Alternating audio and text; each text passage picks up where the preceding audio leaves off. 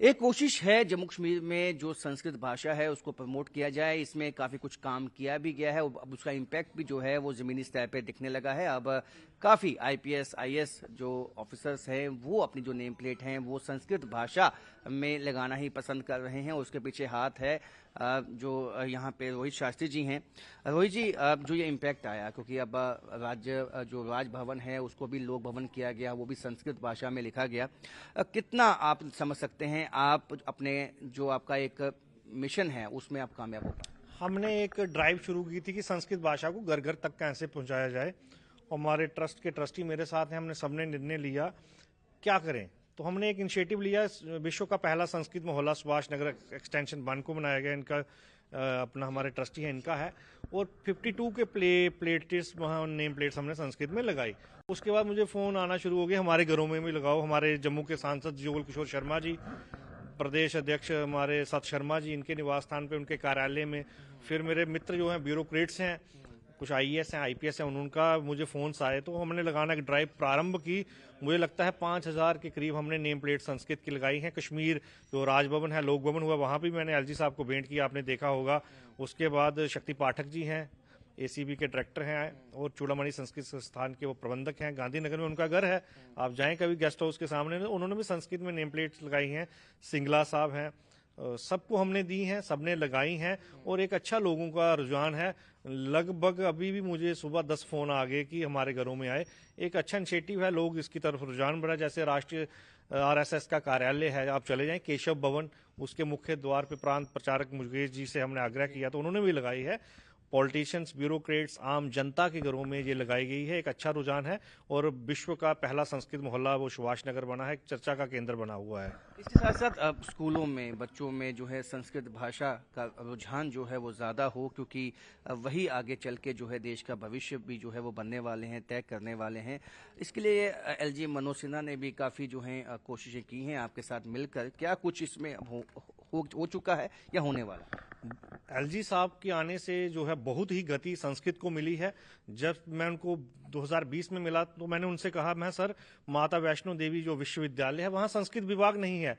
तो सर ने वहाँ अगले मीटिंग में ही संस्कृत डिपार्टमेंट खोल दिया। जो उनका गुरुकुल है बाणगंगा में, मैं सर इसकी सीटें बढ़ाई जाएं, क्योंकि 500 वेतन लगता है, 20 बच्चे लेते हैं, वहाँ भी सीटें बढ़ाएगी, उसको भी आगे वो अग्रसर कर रहे हैं।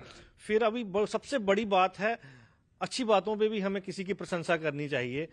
तो सुकास्ट जैसे विश्वविद्यालय है, वहां भी संस्कृत शुरू हुई है, वहां पोस्ट एडवर्टाइजमेंट उन्होंने की है।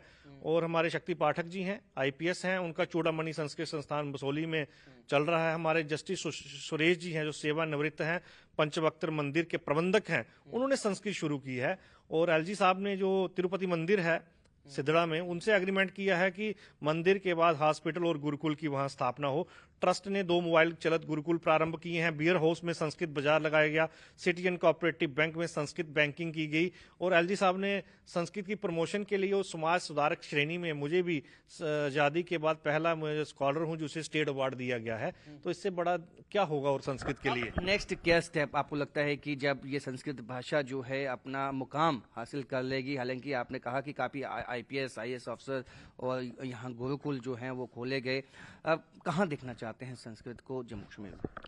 हम जन भाषा इसको बनाना चाहते हैं कि आम व्यक्ति की भाषा भी संस्कृत हो।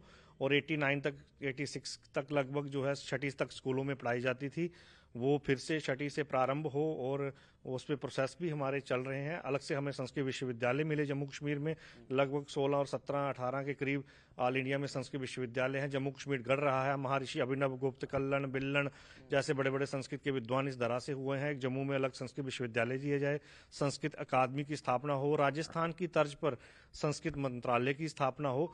ऐसे हमारे इनिशिएटिव हैं, वो हम कर रहे हैं और कुछ में हम सफल भी हुए हैं। और आने वाला युग संस्कृत का है। अन्य भाषाओं के साथ अपने बच्चों को संस्कृत भाषा का ज्ञान अवश्य दें। कुछ लोग कहते हैं कठिन भाषा है। अगर घर में गायत्री मंत्र, भगवान शिव के स्तोत्र आप बोलते हैं तो मुझे लगता है संस्कृत पढ़ना कठिन नहीं है। कुछ लोगों को डराते हैं कि इसमें रोजगार के साधन नहीं है, क्या करोगे अपने बच्चों को संस्कृत पढ़ाकर। 2011 में नासा ने अंतरिक्ष में यान भेजा, वहां पे कुछ ध्वनियां सुनाई देगी और नासा ने 12 से 35 विद्वानों को उसको ट्रांसलेट करने के लिए बुलाया। आज जर्मन के 14 विश्वविद्यालयों में संस्कृत पढ़ाई जा रही है। नासा में आपने देखा होगा संस्कृत की क्लासें चली। तो ऐसा नहीं है, हर एक राष्ट्र की अपनी भाषा है। चाइना चले जाएं, अमेरिका चले जाएं, और आपने इजराइल का नाम सुना होगा। वहाँ पे जो यहूदी समुदाय, जैसे हमारा पंडित वर्ग रहता है, वहाँ ने उन्होंने एक जिम्मा लिया कि वहाँ की हिब्रू भाषा, जो पूजा पाठ की भाषा है, इसको राष्ट्रभाषा बनाया जाए। आज इजराइल की राष्ट्रभाषा हिब्रू है और विश्व के शक्तिशाली देशों में उसका नाम आता है। तो अन्य भाषाओं के साथ संस्कृत भाषा का विज्ञान अपने बच्चों को अवश्य दें। और इसी के चलते जो है हम 14वां स्थापना दिवस मनाने जा रहे हैं और कैलक संस्कृत रत्न पुरस्कार भी देते हैं। वह 11 दिसंबर गुरुवार को दोपहर 3 बजे जम्मू नॉर्थ विधानसभा के मेजेस्टिक ग्रैंड रिजॉर्ट में आयोजित होगा। उसमें जगत गुरु वासुदेवाचार्य विद्या भास्कर जी आ रहे हैं जी। और कार्यक्रम के मुख्य अतिथि एलजी मनोज सिन्हा जी होंगे। और यह पुरस्कार सेंट्रल संस्कृत यूनिवर्सिटी के जो कुलपति हैं प्रोफेसर श्रीनिवास बिरखेड़ी जी को दिया जाएगा।